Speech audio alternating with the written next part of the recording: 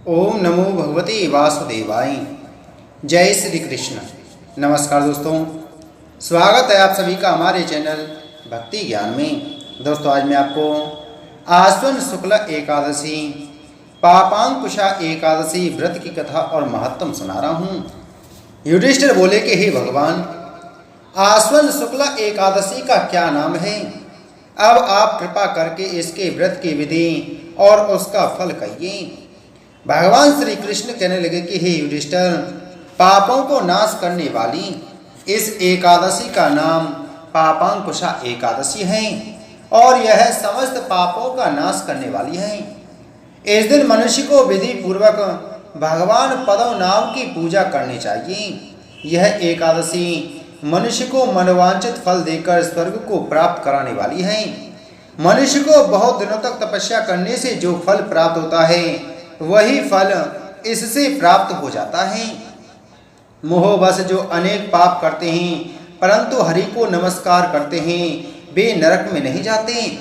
विष्णु के नाम के कीर्तन मात्र से संसार में सब तीर्थों के पुण्य का फल मिल जाता है।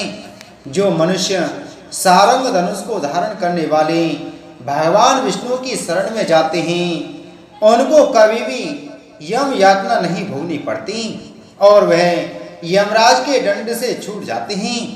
जो मनुष्य वैष्णव होकर शिव की और शैव होकर वैष्णवों की निंदा करते हैं, वे अवश्य नरकवासी होते हैं।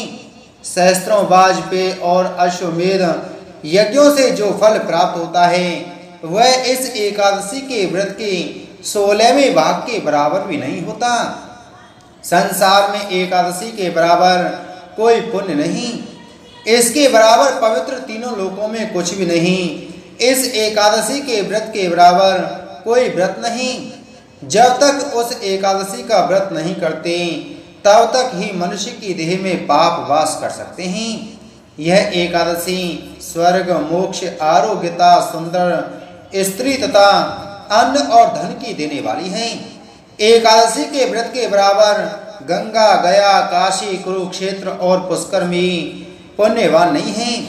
हरिवासर करने से सहज ही में मनुष्य विष्णु पद को प्राप्त होता है। हे राजेंद्र, इस व्रत के करने वाले 10 पीढ़ी मातृ पक्ष की, 10 पीढ़ी पितृ पक्ष की, 10 पीढ़ी स्त्री पक्ष की तथा 10 पीढ़ी मित्र पक्ष का उद्धार कर देते हैं।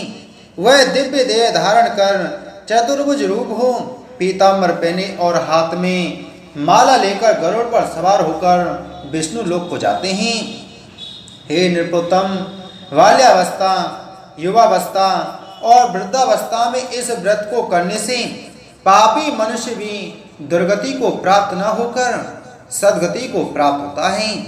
आश्विन मास की शुक्ल पक्ष की इस पापांकुशा एकादशी का जो व्रत करते हैं, वे अंत समय में हरि लोक को प्राप्त होते हैं तथा समस्त पापों से मुक्त हो जाते हैं। सोना, तिल, भूमि, गौ, अन्न, जल, छत्री तथा ज्योति दान करने वाला मनुष्य यमराज को नहीं देखता। जो मनुष्य किसी प्रकार के पुण्य कर्म किए बिना जीवन के दिन व्यतीत करता है, वह लोहार की भट्टी की तरह श्वास लेता हुआ निर्जीव के समान ही है। निर्धन मनुष्यों को भी अपनी शक्ति के अनुसार दान करना चाहिए तथा धन वालों को सरोवर, बाग, मकान आदि बनवाकर दान करना चाहिए। ऐसे मनुष्यों को यम का द्वार नहीं देखना पड़ता तथा संसार में दीर्घायु, धनाढ्य, कुलीन और रोग रहित रहते हैं। सारांश यह है कि धर्म से सद्गति तथा अधर्म से दुर्गति का प्राप्त होती है, इसमें कोई संदेह नहीं। हे राजन, जो आपने मुझसे पूछा वह सब मैंने आपको सुनाया।